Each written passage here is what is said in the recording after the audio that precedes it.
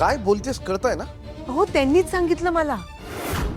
फक्त त्यांनाच नाही त्रास दिलाय, त्यांची लहान मुलगी राधा तिच्या सोबत पण त्या बाबांनी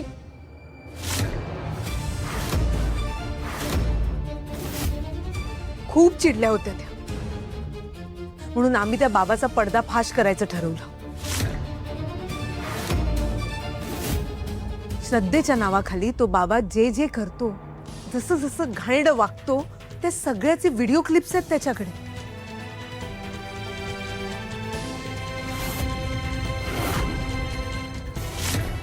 आणि हे व्हिडिओ क्लिप्स कुठे ठेवलेत हे कणसेच्या बायकोला माहित होते. तिनेच आम्हाला पेन ड्राईव्ह मध्ये ती व्हिडिओ क्लिप्स दिली. हो आम्ही बघितली ती क्लिप. इनफॅक्ट तिथे असलेल्या सगळ्यांनी बघितली ती क्लिप. आणि त्यात काय होतं हे तुलाही माहिती वहिनी. अरे रेवती रेवती तुम्हाला कळत का नाहीये? ते व्हिडिओ क्लिप्स कणसेने बदलले होते. त्यात त्या कणसेच्या बायकोचा काय दोष? म्हणजे काही नाही रे दादा, ही वहिनीनं वाटेल ते बोलतीये. त्या कणसेच्या बायकोनी ना वहिनीला एक पेनड्राईव्ह दिलं आणि ते पेनड्राईव्ह भर सभेत लावलं. का तर पुरावा म्हणून. अरे पण त्यात तर भजनं होती. हो, कारण कणसेला कळलं होतं. त्या कणसेने धमकी दिली होती त्याच्या बायकोला की जर बाबाच्या विरोधात बोलशील तर तुला माहेरी पाठवीन. आणि म्हणून ते भजन तुम्हाला दिसलं आणि भर सभेत आम्ही तोंडावर पडलो. खरं काय आणि खोटं काय मला काहीच कळत नाहीये. न कळण्यासारखं यात काही नाही आहे. तो बाबा खोटा आहे, फसवा आहे, ढोंगी आहे. यापुढे या घरात त्या बाबाचं नाव घ्यायचं नाही.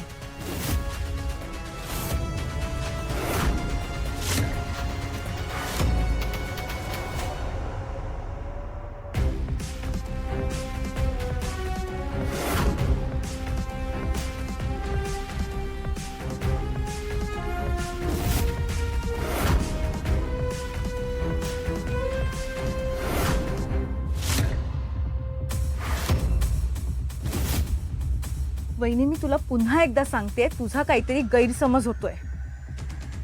बाबा असं वागणारच नाही. रेवती बस वहिनी, मला आता तुझ्यावर अजिबात विश्वास नाही.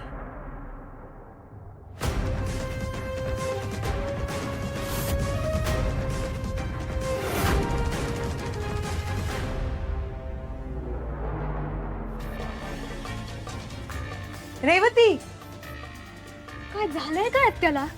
आपण तिला एवढं सांगितलं तरी तिचा आपल्यावर विश्वास नाहीये. त्यात त्यांची काही चूक नाहीये पिहू. हे जे काही होतंय ना ते सगळं त्या दद्दो बाबामुळे होतंय. लग्नाची खोटी आशा दाखवली आहे त्यांना. त्या तरी काय करणार?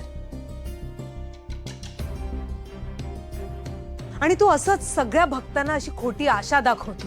म्हणूनच ते सत्य समोर असूनही कोणी ते मान्य करायला तयार नसतं. पण माझा विश्वास आहे तुम्हा दोघींवर. आपण रेवतीला यातून बाहेर काढू. काय म्हणतो सावी? हवी? अविनाश,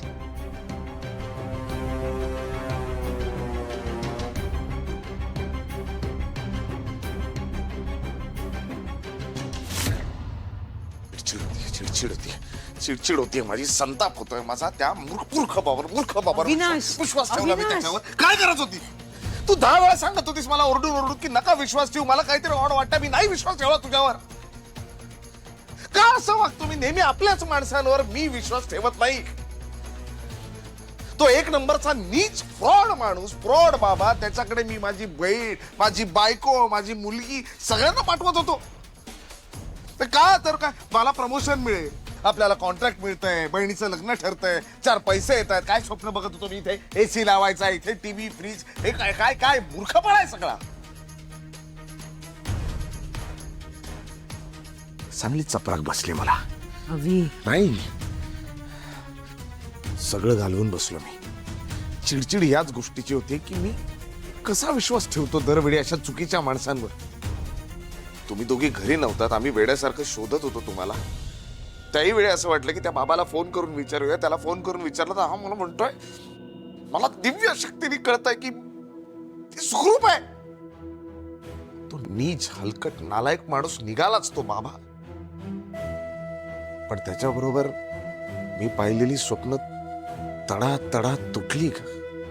कॉन्ट्रॅक्ट मिळणार होतं, आता ते मिळणार नाही. दादाला प्रमोशन मिळणार होतं, आता तेही त्याचं जाणार. रेवतीचं लग्न ठरणार होतं, आता तेही होणार नाही.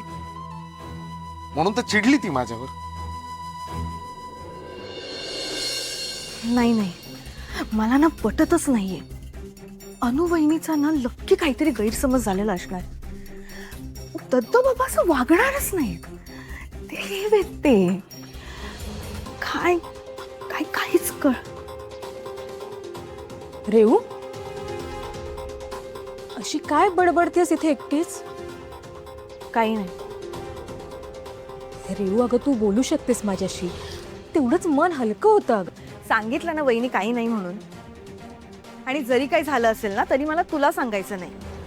इनफॅक्ट मला तुझ्याशी बोलायचंच नाही. तू प्लीज आज जा. ऐक ना रेऊ, मला माहिती आहे तू अजूनही माझ्यावर चिडली आहेस. तुला जर झोप लागत नसेल ना रेऊ, तर दत्तो बाबांचं नाव घे. म्हणजे बघ कशी शांत झोप लागेल तुला.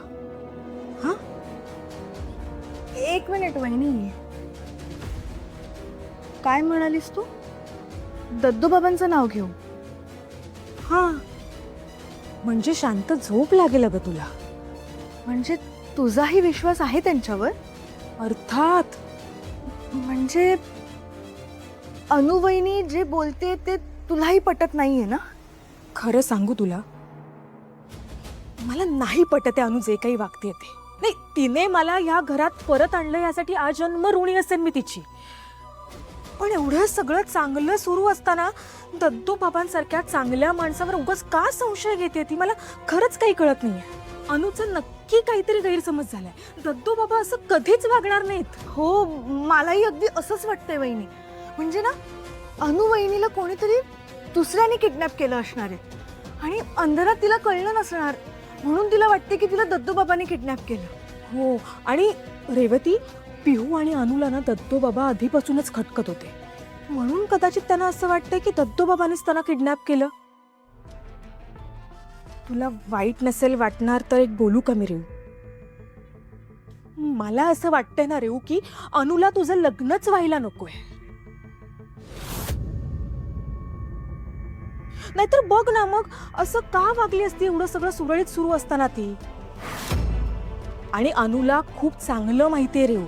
अनुला काय आपल्या सगळ्यांनाच माहितीये आपल्या घरात पैशांची किती चणचण सुरू आहे.